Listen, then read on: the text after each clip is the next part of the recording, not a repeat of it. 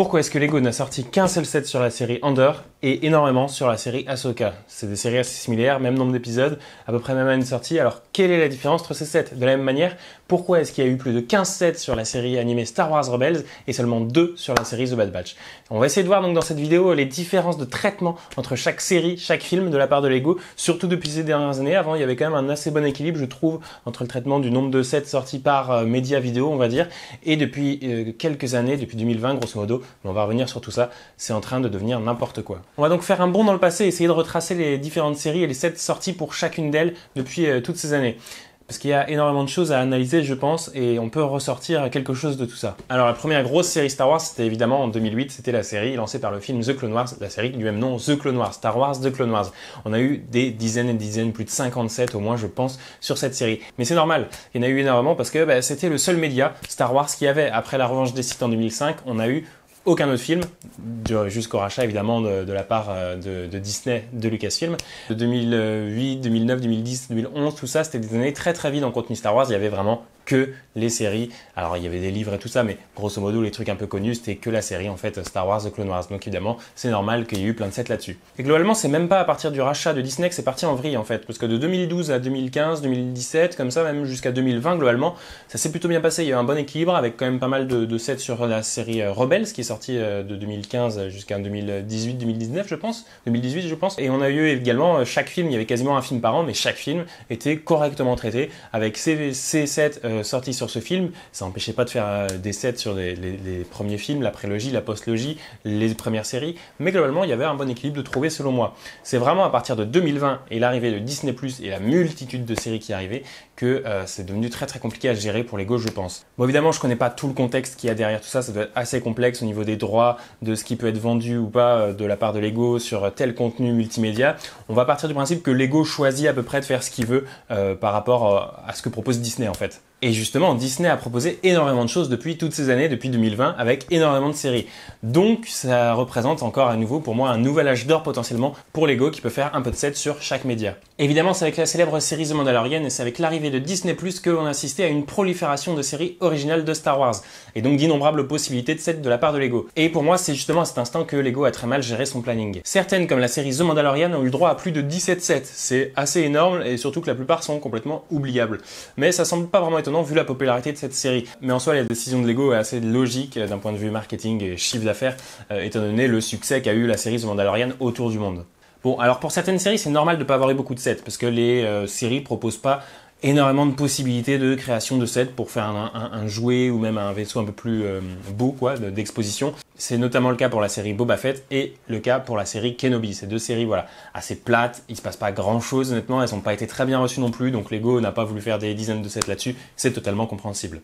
Non, le vrai problème pour moi c'est la série The Bad Batch. C'est avec ça que ça a commencé un petit peu à vriller et à partir un peu dans le n'importe quoi. Parce que pourquoi est-ce qu'on a eu que 2 sets sur la série The Bad Batch qui propose quand même 3 saisons entières de 20 épisodes quasiment, ça fait une totalité de 50 épisodes, 15 heures de contenu, et du coup là-dessus on a eu seulement 2 sets, et je trouve ça ahurissant, surtout que la série a globalement été très très bien reçue par un public à la fois jeune mais aussi adulte qui a beaucoup aimé cette série dans la lignée évidemment de ce qu'était Clone Wars, Star Wars The Clone Wars. Donc il faut vraiment quand même se poser 2 secondes et réaliser que sur une série qui a l'équivalent de 2 trilogies entières de Star Wars, on n'a eu que 2 sets. C'est complètement dingue et je n'arrive pas à comprendre cette décision. Alors d'un point de vue marketing, encore une fois, chiffre d'affaires, tout ça c'est logique entre guillemets par rapport à une série comme The Mandalorian qui a eu beaucoup plus de sets, parce que The Mandalorian a évidemment bien plus résonné autour du monde.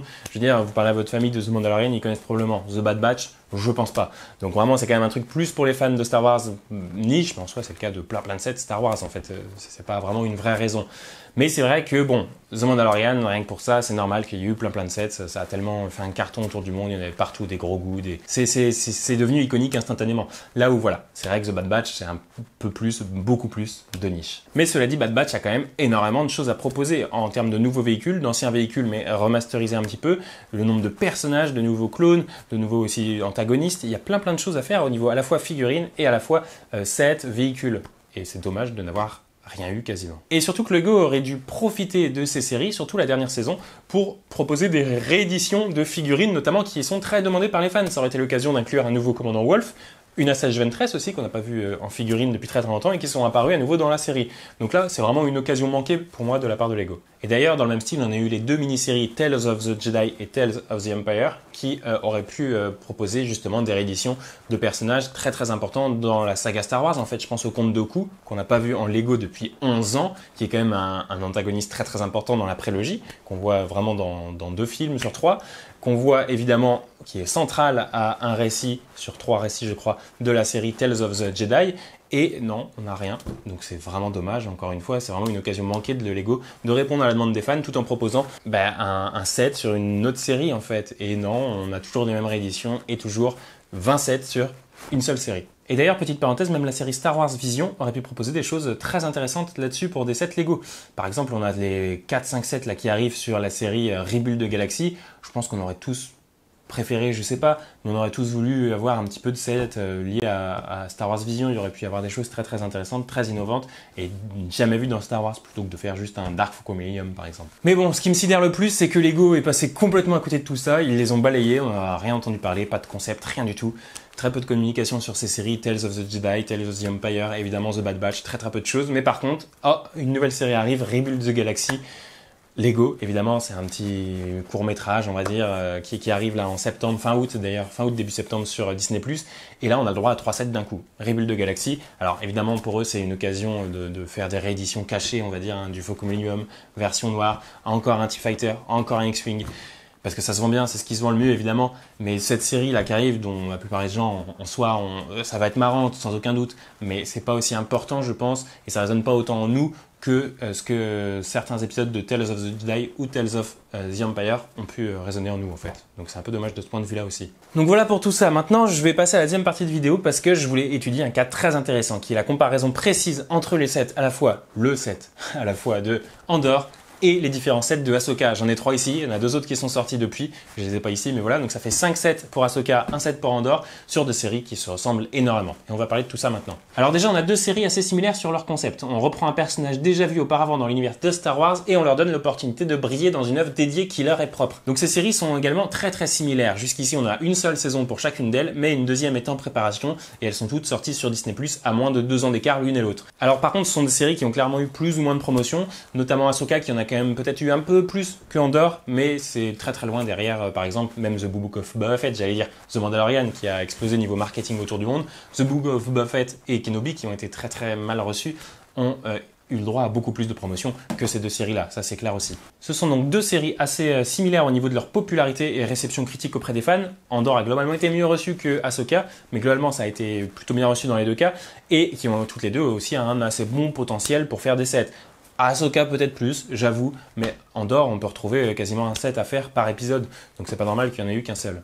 Mais voilà, pourtant Lego a vraiment concentré toutes ses ressources sur la série Ahsoka et aucune d'elles sur la série Andor. Bon, par contre, là où les 2 séries s'opposent, au final, c'est dans le contenu qu'elles proposent, ce qu'elles racontent. En fin de compte, si la série Andor a su tirer son épingle du jeu, c'est parce qu'elle a su innover, créer des nouvelles choses, créer un nouvel univers, petit univers, au sein du grand univers Star Wars. Alors qu'Ahsoka, on reste sur un truc très classique, complètement aligné de Star Wars Rebels, qui invente assez peu de choses au final. En fin de compte, Andor a vraiment créé des nouvelles choses complètement inédites qu'on n'avait jamais vues avant. Alors qu'Ahsoka, c'est beaucoup de rééditions et de fanservice, des choses qu'on attendait, qu'on a vues dans Rebels et qui sont revenues au fur et à mesure des épisodes. Il y a eu beaucoup plus d'attentes de ce point de vue-là de la part des fans, et au final du coup de la série Ahsoka, que Andor, on connaissait pas grand-chose à part le film Rogue One, et encore ça se passe avant. Donc compliqué de créer du fanservice et de l'engouement justement autour du fanservice avec cette série. Et je pense que c'est ce qui a fait décider Lego du choix d'aller beaucoup plus vers des sets sur Ahsoka que sur Andor. Donc voilà, la série Ahsoka est davantage portée sur le fanservice, sur le fait de faire revenir d'anciens personnages comme Ezra, Thrawn ou Sabine. Alors oui, cela peut être cohérent dans la série, mais Lego a surtout vu l'opportunité de faire revenir certaines figurines qui étaient devenues très très rares et très populaires auprès des fans, tandis que des figurines représentant des nouveaux personnages que l'on n'a pas encore appris à connaître intéressent beaucoup moins. D'ailleurs, ça se vérifie aussi avec le vaisseau qui est sorti tout récemment, le 1er août, le Onyx et Cinder de la série Skeleton Crew, qui n'est pas encore sorti. Le set, personne n'en parle parce qu'on sait pas ce que c'est. On n'a pas vu de vraie bande-annonce, on a eu une petite bande-annonce qui en dévoile pas trop. On n'a pas trop d'indices, donc évidemment Lego veut pas trop se mouiller, tout simplement, ils veulent pas faire des choses si ils savent pas si ça va être bien reçu et aimé par les fans. En gros, tout ça c'est assez simple, il est bien plus facile pour Lego de vendre des rééditions et des personnages connus que de la nouveauté. C'est pour ça que les rééditions sont toujours et encore d'actualité chez Lego. On voit que ça, parce que c'est ce qui marche le mieux et Lego veut pas se mouiller. Mais cela dit, je suis quand même surpris de quelque chose, c'est que Lego, clairement, se porte de plus en plus vers les adultes depuis 2020, depuis le Covid globalement. Et la série Andor, justement, était quand même majoritairement à destination des adultes. C'était vraiment le public principal pour la série, en fait, tout simplement. Et Lego a clairement un public adulte. Donc je suis très très étonné que Lego n'ait pas fait un set UCS. Ça peut sembler beaucoup, parce que les sets UCS, il faut vraiment qu'ils se vendent. C'est des trucs à 600, 700, 800 euros. Il y aurait quand même pu y avoir des très très beaux vaisseaux. Je pense notamment au vaisseau de, comment il s'appelle, Luten Rael. Il y aurait pu y avoir ce vaisseau, évidemment, fait dans une version à 200-300 euros, qui aurait pu être magnifique et complètement adoré des fans. Et on se le serait tous arraché, je pense. Ce vaisseau en magnifique scale bien fini, ça aurait été incroyable. J'ai très très peur d'un truc quand même, c'est que Lego aussi ait saboté le potentiel sur cette série. En fait, de tous les sets Ahsoka qui sont globalement assez bien tarifés, tous un peu chers, mais c'est normal chez Lego maintenant, tous les sets sont overpriced. Mais globalement, les tarifs sont relativement corrects, on va dire. Alors que ce set était complètement overpriced. Le prix de 70 euros, 80 euros, je crois, était beaucoup trop abusé. C'est un set qu'on devrait retrouver aux alentours de 50 euros. C'est d'ailleurs le prix que j'ai payé sur Vinted. Actuellement, sur le marché secondaire, ce set neuf scellé, comme ça, ne vaut que 50 euros, alors qu'il est vendu 20 ou 30 euros plus cher chez Lego il y a 1 an ou 2 ans. Et il s'agit même pas que de ça, du set overprice, c'est que ce set était une exclusivité Lego. On pouvait le retrouver que dans les Lego Store et sur le site Lego. Donc dans tous les magasins qui proposent naturellement des promotions, je pense à Amazon qui a globalement tout le temps moins 20%, Smith Toys également, et puis même les grandes surfaces, on aurait pu l'avoir moins cher, et ben là c'était pas le cas. Il était que en Lego Store, donc impossible de le trouver en réduction, donc très très peu acheté au final parce que jugé trop cher. Il aurait fallu rajouter, soit baisser le prix de 20 euros, soit avoir 2-3 figurines en plus, mais là c'est beaucoup trop cher. Moi ce que je trouve dommage, c'est que ce sont les décisions commerciales de Lego qui ont complètement saboté l'utilisation de cette série par Lego justement. Donc maintenant il n'y a plus qu'une seule chose à espérer, c'est que la saison 2 de Andor, qui devrait sortir fin d'année prochaine, fin 2025, soit aussi bien reçue que la saison 1. Là, il y aurait potentiellement pas mal de nouveaux sets, surtout qu'on a la rumeur qu'il y aurait pas mal de nouveaux personnages qui reviendraient, alors non, d'anciens personnages qui reviendraient dans cette nouvelle saison, notamment tous les personnages de Rogue One, donc peut-être l'occasion pour Lego de sortir des nouveaux personnages déjà connus de la communauté, et donc avoir un peu de fan service, on va dire, et peut-être que ça les fera se mouiller un petit peu sur cette série. En bref, voilà, c'est mon opinion que j'ai depuis quelques semaines, quelques mois maintenant sur cette chaîne YouTube, je l'ai dit plus ou moins clairement dans certaines vidéos. C'est bien, Lego innove, ils font pas mal de choses, mais je pense qu'au lieu d'aller chercher des concepts toujours un peu plus fous et farfelus, que ce soit pour les mecs ou les sets, playsets un peu trop bizarres qui sortent, voire même trop de sets UCS et diorama, je pense qu'ils devraient revenir à l'essence même des sets Lego et de faire des trucs beaucoup plus simples, mais propres, carrés, et qui sortent un peu de l'ordinaire dans les rééditions qu'on voit constamment, quoi. Donc voilà, si la vidéo vous a plu, n'oubliez pas de vous abonner, ça m'encourage beaucoup pour la suite. On se retrouve pour une prochaine vidéo. Merci d'avoir regardé, à bientôt.